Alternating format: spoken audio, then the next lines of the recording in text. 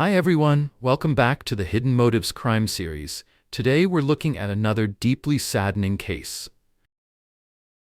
There's a shed behind a house on Shadyside Road in Liverpool Township, Ohio. It's not a big deal of a shed. It's just there, behind a house in a quiet rural part of Columbiana County. December in that part of Ohio means bare trees, gray skies, cold air. Not a lot going on. But on the evening of December 20th, 2023, a group of law enforcement officers walked up to that shed with a search warrant. They had been watching the house for part of the day. They had a pretty good idea of what they were going to find. And they found it anyway, because sometimes knowing doesn't make the thing any easier. Inside the shed, wrapped in a carpet roll, covered with a blue tarp, placed in garbage bags, Tiffany Morrison, 34 years old, mother of 3, missing for 2 days. She had been put there by her husband. Tiffany Morrison was born Tiffany Maley and grew up in northeastern Ohio, not far from where she spent the last years of her life. She and Christopher Morrison were both massage therapists. They worked in the same field, lived in the same house, raised 3 kids together on Shadyside Road. From the outside, it read like a regular life: 2 working parents, a home, a family. But court records describe what was happening on the inside as long-standing marital difficulties. That's the legal way of saying things had been broken for a while. We don't know every detail of the marriage. What we know is what Tiffany did about it. In the weeks leading up to December 18th, 2023, she left. She stayed with a friend. She told that friend she wanted a divorce, not "I'm thinking about it," not "we're having problems." She was done. She had made the decision. Then she went back to the house. She had children there. That's why people go back. She didn't leave again. Her mother, Ruth Malley, said something in court that has stayed with a lot of people who followed this case. Ruth didn't stand up and talk about Tiffany as a victim. She talked about her as a person, someone with plans, someone who had decided to take her life back. "My daughter was trying to get away from this monster," she said. That word, trying, says everything. Tiffany wasn't passive. She wasn't frozen. She was actively working towards something better. She just didn't get far enough. In the week before her death, Tiffany stayed with a friend. We don't have a full transcript of those conversations, but we know the shape of them. She was clear about what she wanted: out of the marriage, a divorce, a different life. There's something worth sitting with there. Leaving a marriage, even a bad one, takes a lot. You spend time building toward it in your head. You rehearse saying it out loud. And when you finally do, when you finally stay somewhere else and use the word divorce with someone you trust, it feels like the hardest part might be behind you. What Tiffany didn't know, and what none of us can ever fully know about another person, is how Christopher was sitting with that information. On or around December 17th, she came back. Her kids were there. Her reasons for going back were real. The next morning, December 18th, 2023, 1 week before Christmas, she was killed in the shower of her own home. The Cuyahoga County medical examiner later confirmed what happened: a single gunshot wound to the head. She was in the shower when Christopher shot her. His mother was in the house. Their 3 children were in the house. Everyone was home. After Christopher Morrison shot his wife, he didn't call for help. He didn't go to a neighbor. He didn't do anything you'd expect a person in crisis to do. He went out and bought supplies. Investigators tracked his purchases across multiple stores: Walmart, Harbor Freight, a Pet Supplies Plus in Steubenville. He bought a saw and extra blades, rubbing alcohol, paper towels, and trash bags. There was also a receipt from Pet Supplies Plus for the morning of December 20th, by which point Tiffany had already been in the shed for 2 days. These weren't the purchases of someone panicking. This was deliberate. He knew what he needed, and he went and got it. He used the saw to dismember Tiffany's body. He put her remains into 6 garbage bags, placed them inside a carpet roll, laid a blue tarp over the top, and carried everything to the shed behind the house. Then he bought a new padlock and secured the door. After that, he went back inside. He slept there that night and the night after. During those 2 days, Christopher Morrison was also active on social media.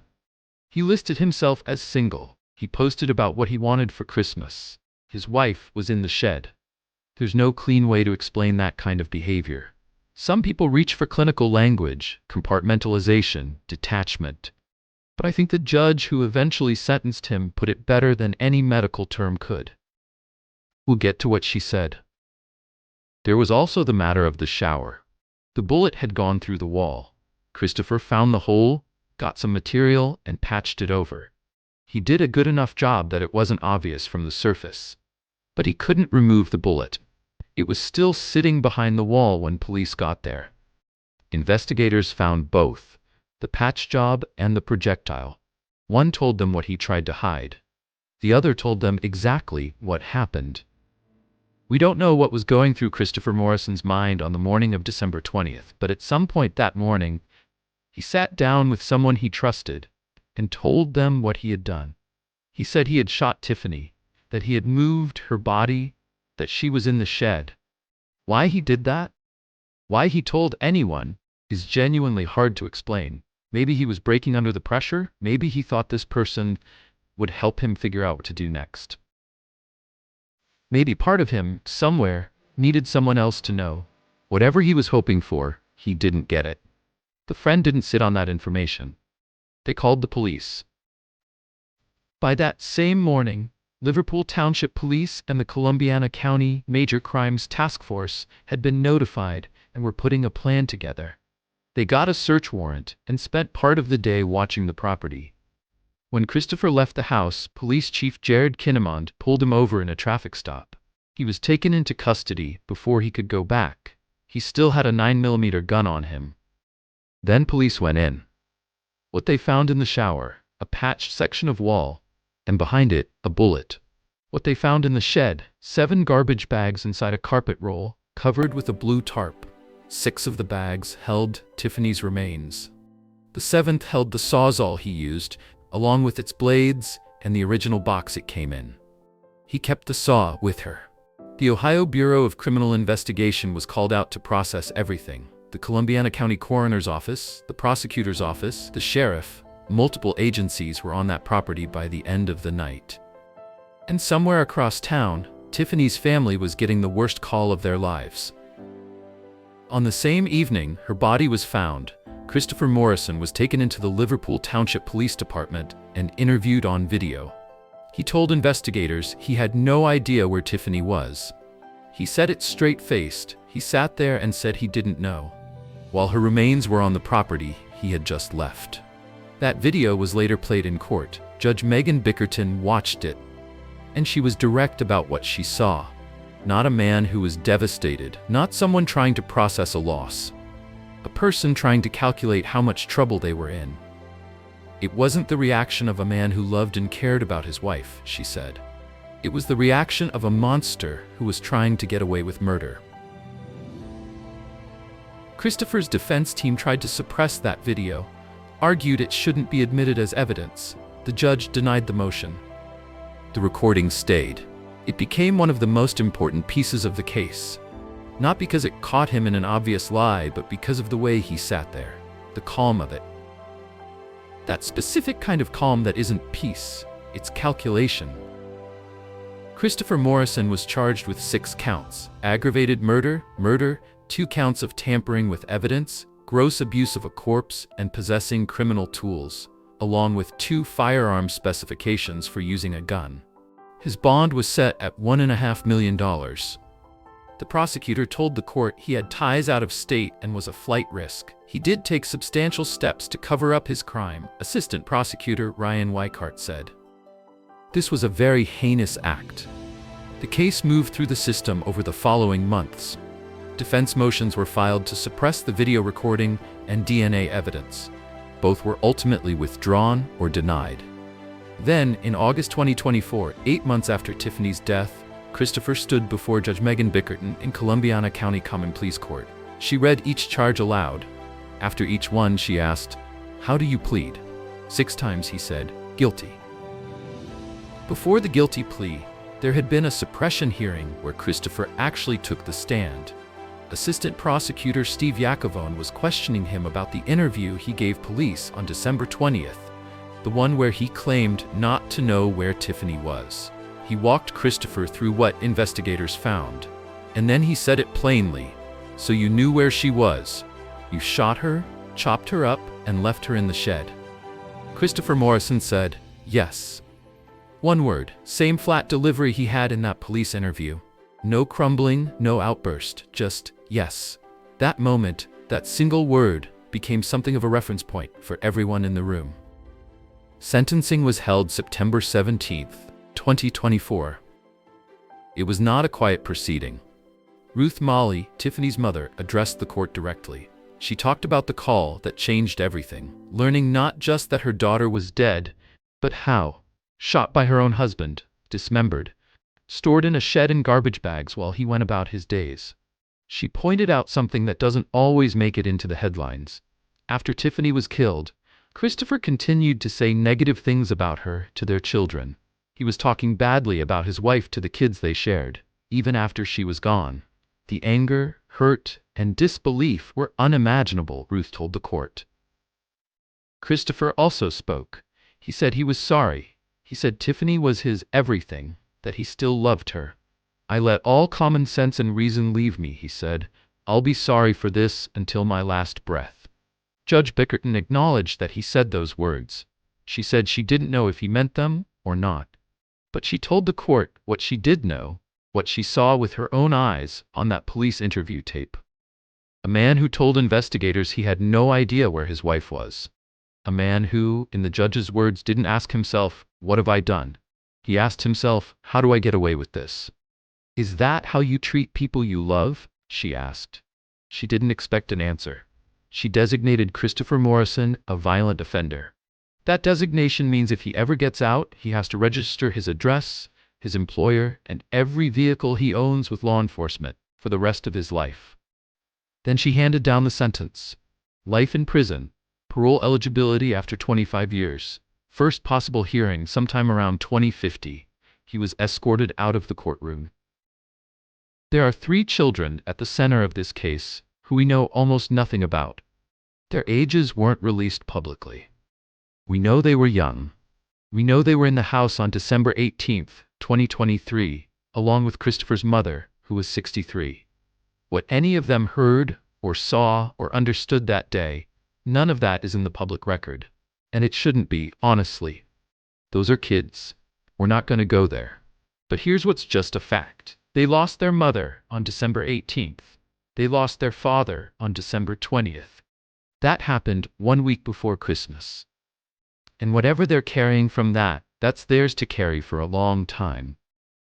Ruth Malley brought them up in court. She said Tiffany had wanted to spend more time with her kids, that starting fresh, being present for them in a new, better life, was part of what she was working toward. She didn't get that chance. Here's the thing about a case that ends in a guilty plea. It closes some doors and leaves others wide open. The facts are established. Christopher Morrison shot Tiffany. He dismembered her body. He hid what he'd done. He lied to police. He pleaded guilty to all of it. He's in prison for life, minimum 25 years. That part is settled. But there are still questions. What happened in the day or two between Tiffany coming back to the house and her death?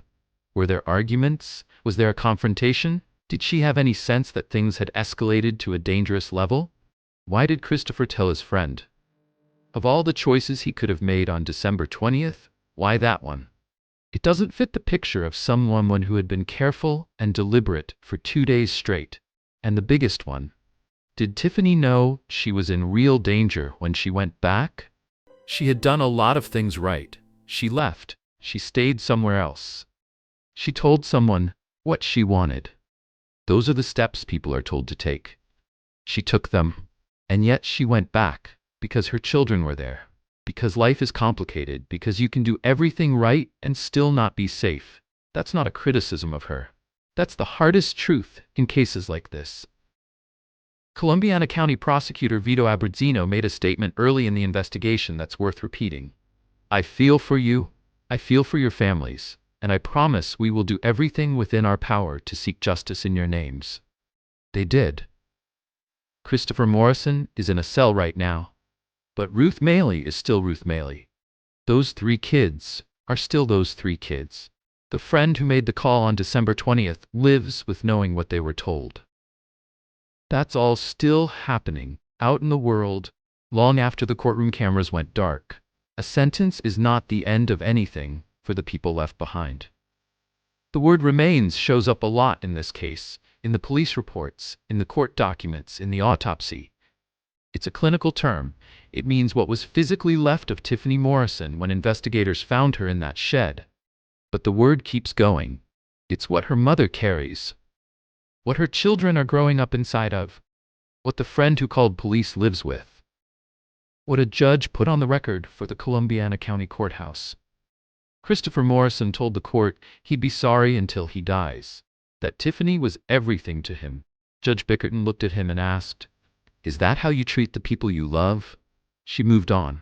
She had already seen the tape. His first parole hearing won't happen until around 2050. His youngest child will be grown by then. Some of the people who loved Tiffany may not be around to see it. That's the real timeline of this. Not a sentence, but a lifetime. Tiffany Morrison knew she wanted something different. She said it clearly. She acted on it. That took courage. She deserved to see where that decision led her. She ran out of time.